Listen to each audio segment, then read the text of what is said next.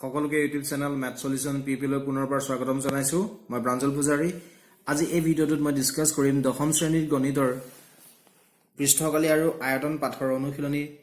13.3 প্ৰশ্নৰ সমাধান মই ভাবো এই ভিডিঅ'টোত দশম শ্ৰেণীৰ ছাত্ৰ-ছাত্ৰীসকলক যথেষ্ট উপকৃত কৰিব সো ভিডিঅ'টো যিমান পাৰে শেয়াৰ কৰিব যাতে ছাত্ৰ-ছাত্ৰীসকলে পাই উপকৃত হ'ব পাৰে প্ৰথম কোৱেশ্চনটো আছে 4.2 সেন্টিমিটাৰ ব্যাসাৰ্ধৰ ধাতুৰ গোলক এটা গলাই পেলোৱা হল আৰু তাক পুনৰ 6 সেন্টিমিটাৰ ব্যাসাৰ্ধৰ এটা বেলন আকৃতি দিয়া হল বেলনটোৰ উচ্চতা নিৰ্ণয় কৰা এটা আমাক কি দিছে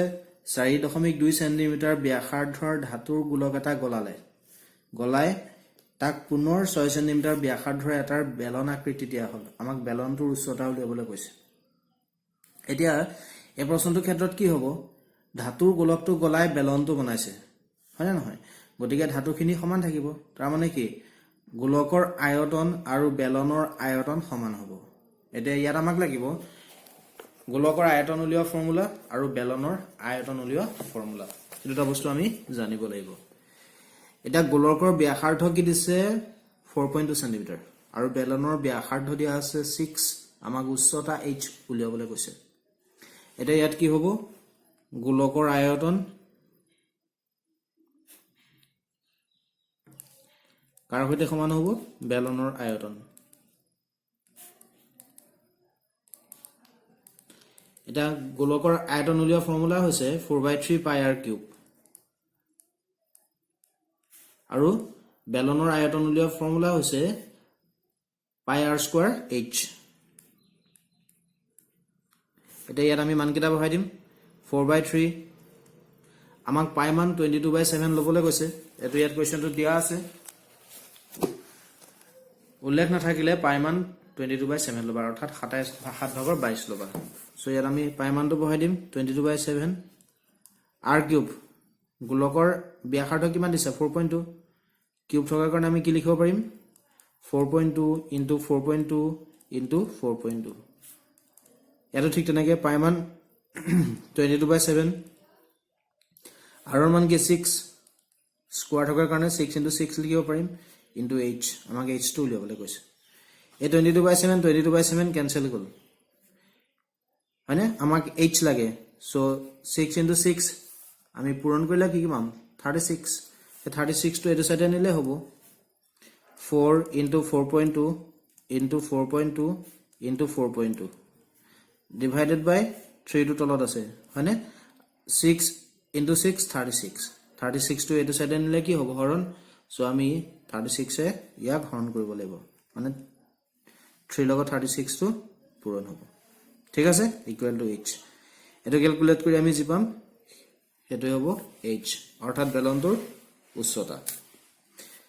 এতিয়া 4 এ কেনসেল যাব 9 বাৰ 3 এ কেনসেল যাব 1.4 কি থাকিলে 4.2 * 4.2 * 1.4 1.4 * 4.2 * 4.2 অৰ্থাৎ একেটা আমি পূৰণ কৰিলে কি পাম পূৰণ কৰি চাবা আমি পাম 24.696 divided by 9 equal to h ইয়াৰ পৰা আমি h equal to কি পাম 9 যদি ইয়াক আমি ডিভাইড অৰ্থাৎ হৰণ কৰো তেতিয়া আমি পাম 2.744 কে ওলাই গৈ থাকিব সো এটো কিমান হ'ব 2.74 আৰু এককটো আহিব সেন্টিমিটাৰ সো আমি বেলনটোৰ উচ্চতা কি মান পালো সো বেলনৰ উচ্চতা আমি পালো 2.74 সেন্টিমিটাৰ এটো হৈছে ইয়াৰ সমাধান ঠিক আছে বেলনৰ উচ্চতা কি পালো 2.74 সেন্টিমিটাৰ এটা 2 নম্বৰ প্ৰশ্নটো আছে 6 সেন্টিমিটাৰ 8 সেন্টিমিটাৰ আৰু 10 সেন্টিমিটাৰ ব্যাসাৰ্ধৰ তিনটা ধাতুৰ গোলক গলাই এটা নতুন গোলক তৈয়াৰ কৰা হল নতুন গোলকটোৰ ব্যাসাৰ্ধ নিৰ্ণয় কৰা আমাক কি দিছে 6 সেন্টিমিটাৰ 8 সেন্টিমিটাৰ আৰু 10 সেন্টিমিটাৰ ইমান ব্যাসাৰ্ধৰ তিনটা ধাতুৰ গোলক গলাই এটা নতুন গোলক বনালে নতুন গোলকটোৰ ব্যাসাৰ্ধ উলিয়াব কৈছে এটা এটো প্ৰশ্নৰ ক্ষেত্ৰটো এই গোলক ব্যাসাৰ্ধৰ গোলক কিটা গলাই এটা নতুন গোলক বনাইছে হয়নে গতিকে এই সৰু তিনটা গোলকৰ আয়তন ডাঙৰ গোলকটোৰ আয়তনৰ সৈতে সমান হ'ব কাৰণ ধাতু একেখিনি ব্যৱহাৰ কৰিছে হয় না নহয় সো ইয়াৰ আমি কি লিখিব পাৰো নতুন গোলকৰ আয়তন সমান তিনটা গোলকৰ আয়তনৰ যোগফলৰ সৈতে সমান এটা আমি গোলকৰ আয়তন উলিওৱা ফৰ্মুলা কি পাই আছো 4/3 পাই r কিউব নতুন গোলকটোৰ মই ব্যাসাৰ্ধ কেপিটেল লেটাৰ R লৈছোঁ ইয়াত মই R কি লৈছোঁ নতুন গোলকটোৰ ব্যাসাৰ্ধ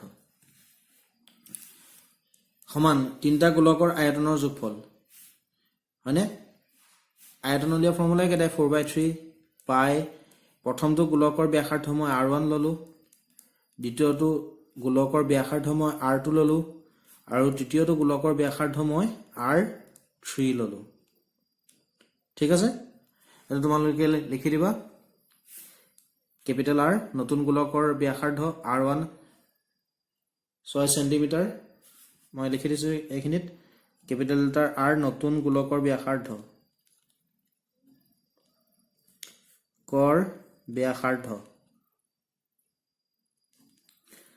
R1 6 সেন্টিমিটাৰ R2 8 সেন্টিমিটাৰ আৰু R3 10 সেন্টিমিটাৰ ঠিক আছে এতিয়া আমি এই মানকেইটা ইয়াত বহাই দিম তাৰ আগতে আমি 4/3 পাইটো কমন ল'ব পাৰো ইয়াত পাৰো নাই পাৰো ইয়াত কি আছে 4/3 পাই R কিউব ইয়াৰটো আমাক উলিয়াবলৈ কৈছে নতুন গোলকৰ ব্যাসাৰ্ধ আমাক কি উলিয়াবলৈ কৈছে এতিয়া আমি ইয়াত 4/3 পাইটো কমন ল'ব পাৰো তেতিয়া ইয়াত কি থাকি যাব R1 cube plus R2 cube plus R3 cube এই 4/3 পাই কেনসেল গল ইয়াত কি থাকিলে R কিউব এতিয়া R1 কিউব R1 ৰ মান কিমান 6 কিউব আহিব R2 কিউব R2 মান কিমান 8 কিউব আহিব R3 কিউব R3 মান কিমান 10 কিউব আহিব হয়নে নহয় এটা 6 ক আমি যদি কিউব কৰো তেতিয়া আমি কি পাম 6 কিউব মানে 6 * 6 * 6 তিনটা 6 আমি যদি পূৰণ কৰো কি পাম 216 ঠিক তেনেকৈ 8 ক কিউব কৰিলে আমি কি পাম 512 500 পাৰো আৰু 10 ক কিউব কৰিলে আমি কি পাম 1000 implies R cube equal to এইকেইটা আমি প্লাস কৰিলে পাম 1728 ঠিক আছে আমাক অকল R লাগে কিউবটো আঁতৰাই দিলে এটো সাইডে কিউব ৰুট লাগিব 1728 ৰ কিউব ৰুট অৰ্থাৎ ঘনমূল কিমান 12 তিনটা পূৰণ কৰিলে আমি কি পাম 1728 সো আমি কি পালো capital R equal to 12 centimetre তাৰ মানে নতুন গোলকৰ ব্যাসাৰ্ধ কিমান এটো তলত লিখি দিবা নতুন গোলকৰ ব্যাসাৰ্ধ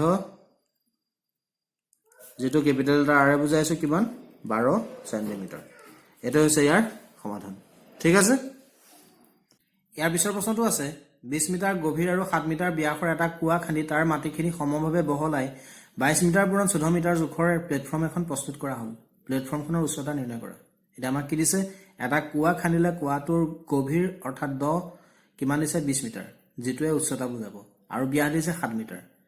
ঠিক আছে তাত যিখিনি মাটি ওলালে সেই মাটিখিনি সমভাৱে বহলাই দিলে বহলাই এখন প্লেটফৰ্ম প্ৰস্তুত কৰিলে আৰু প্লেটফৰ্মখনৰ দৈৰ্ঘ্য দিছে এটো প্ৰস্থ দিছে এটো আমাক উচ্চতা উলিয়াব কৈছে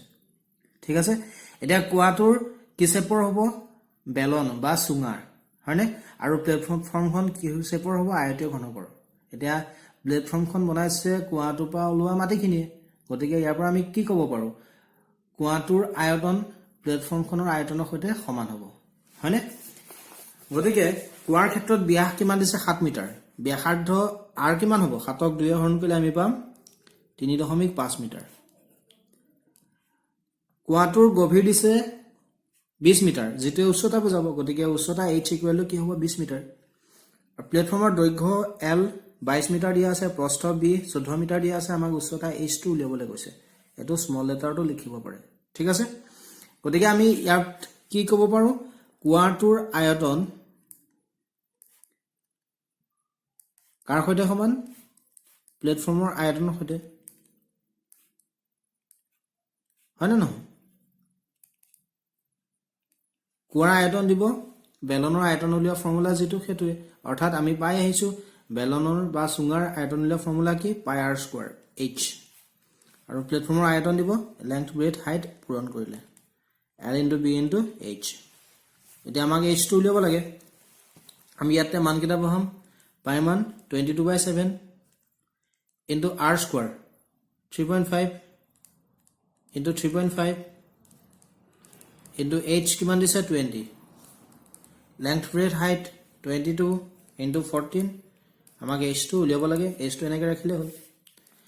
এটা 7 এ ইয়াক কেনসেল যাব 0.5 সো ইয়াত কি থাকিলে 22 ইনটু 0.5 ইনটু 3.5 ইনটু 20 আৰু এটা সাইডে থাকিলে 22 ইনটু 14 h2 ৰাখি 22 ইনটু 14 টু এটা সাইডে নিলে ডিভাইড হ'ব অৰ্থাৎ হৰণ হ'ব সো আমি ইয়াৰ পৰা কি পাম h ইকুৱেল টু ইয়াত কি থাকিলে 22 into 0.5 into 3.5 into 20 divided by 22 into 14 ঠিক আছে এ 22 cancel গল 2 এ cancel যাব 7 2 এ cancel যাব 10 7 এ cancel যাব 0.5 সো কি থাকিলে 0.5 পূৰণ 0.5 পূৰণ 10 0.5 পূৰণ 0.5 5 into 5 আমি কি পাম 25 এটা পইণ্টটো কত বহিব ইয়াত পইণ্টটো এটা আগত আছে ইয়াতো এটা আগত আছে প্লাস কৰিলে আমি দুটা আগত পাম মানে ইয়াত আনসাৰটোত দুটা আগত বহিব তেতিয়া আমি পাম 0.25 into 10 ইয়াত এটা 0 আছে ইয়াৰ লগত পূৰণ কৰিলে আমি কি পাম পইণ্টটো এটা দিজি পিছলৈ গুচি যাব অৰ্থাৎ আমি কি পাম 2.5 সো আমি h ইকুৱেল টু কি পালোগে 2.5 অৰ্থাৎ প্লেটফৰ্মখনৰ উচ্চতা কিমান হ'ব চতলত লিখি দিবা প্লেটফৰ্মখনৰ উচ্চতা h ইকুৱেল টু 2.5 মিটাৰ এটা হৈছে ইয়াৰ সলিউশন ঠিক আছে নেক্সট কোৱেশ্চনটো আছে এটা 3 মিটাৰ ব্যাসৰ কুয়া 14 মিটাৰ গভীৰলৈ খন্দা হ'ল ইয়াৰ পৰা ওলোৱা মাটিখিনি সমানভাৱে বহলাই 4 মিটাৰ প্ৰস্থৰ বৃত্তাকাৰ আঙুঠি সদৃশ এটা ধাপ সজোৱা হ'ল ধাপটোৰ উচ্চতা নিৰ্ণয় কৰা ইয়াত আমাক কি দিছে এটা কুয়া খান্দিলে কুয়াটোৰ ব্যাস দিছে 3 মিটাৰ আৰু গভীৰতা অৰ্থাৎ উচ্চতা দিছে 14 মিটাৰ মানে 14 মিটাৰ তাৰ পৰা যিখিনি মাটি ওলালে সেই মাটিখিনি সমভাৱে বহলাই 4 মিটাৰ প্ৰস্থৰ এটা বৃত্তাকাৰ আঙুঠি সদৃশ ধাপ বনালে সেই ধাপটো উচ্চতা উলিয়াব কৈছে ঠিক আছে এতিয়া মই ধৰি ললো এটো কুয়াটো খান্দি পেলাই যিখিনি মাটি ওলালে এনেকৈ সাইডত দমাই দিলে দমাই এটো এটা ধাপ হৈ গল হয়নে এই ধাপটোৰ শেপটো কি দিছে বৃত্তাকাৰ আঙুঠি গতিকে এটোটো এটা বৃত্তাকাৰ আঙুঠি এতিয়া এই ধাপটো বনাইছে কুয়াটোৰ পৰা ওলোৱা মাটিখিনিয়ে হয়নে নহয় গতিকে ইয়াটো কি হ'ব কুয়াটোৰ আয়তন এই ধাপটোৰ আয়তনৰ সৈতে সমান হ'ব এটা কুয়াৰ ব্যাস দিছে 3 মিটাৰ ব্যাসাৰ্ধ আৰ কি হ'ব 3 ক 2 এ হৰণ কৰি আমি পাম 1.5 উচ্চতা মানে কুয়াটোৰ দ গভীৰতা কিমান দিছে 14 মিটাৰ গতিকে যিটোৱে উচ্চতা বুজাব 14 মিটাৰ ধাপৰ প্ৰস্থ কিমান দিছে ধাপটোৰ প্ৰস্থ দিয়া আছে 4 মিটাৰ হয়নে এতিয়া কুয়াটোৰ আকৃতি হ'ব বেলন আকৃতিৰ যেটো আমি আয়তন পাই আহিছো পাই r স্কয়াৰ h আৰু এই ধাপটোৰ আকৃতি আমাক দিছে আঙুঠি সদৃশ যাৰ আয়তন উলিওৱা ফৰ্মুলা হৈছে পাই r square minus r square into h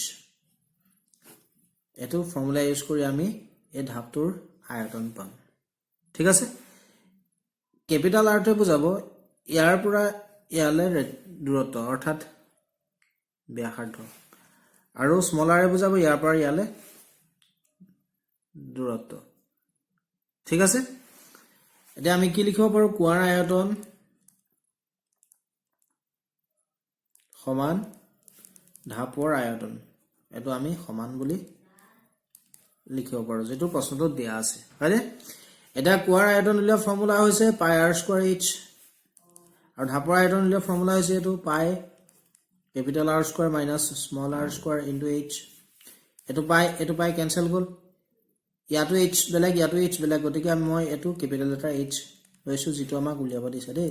ধাপৰ আমাক উচ্চতা উলিয়াব দিছে যেটো মই ক্যাপিটাল লেটাৰ h বুজাইছো এতিয়া আমাক ক্যাপিটাল R লাগিব স্মল r লাগিব ক্যাপিটাল R মই কৈছিলো ইয়াৰ পৰা ইয়ালে এটা ইয়াৰ পৰা ইয়ালে হৈছে কুয়াটোৰ ব্যাসাৰ্ধ যেটো আছে 1.5 আৰু এইখিনি পাই এখিলে হৈছে ধাপটোৰ প্ৰস্থ যেটো দিয়া আছে 4 গতিকে 4 লগত 1.5 যোগ কৰিলে আমি কি পাম ক্যাপিটাল R 4 plus 1.5 এটো কৰ পৰা আহিছে বুজি পালা প্লাস কৰিলে আমি পাম 5.5 মিটাৰ ঠিক তেনেকৈ স্মল r হ'ব ইয়াৰ পৰা ইয়ালে যেটো আমি জানো 1.5 মিটাৰ হয়নে ইমান কিটা ইয়াত বহাই দিম r স্কয়াৰ ইয়াৰ ব্যাসাৰ্ধ দিয়া আছে 1.5 স্কয়াৰ থকা কাৰণে হোল স্কয়াৰ দিছো h দিছে 14 equal to r square 5.5 square minus r square 1.5 square আমাক h টো উলিয়াব লাগে 1.5 স্কোয়াৰ ইনটু 14 তাৰ চলে এটো লৈ আহিম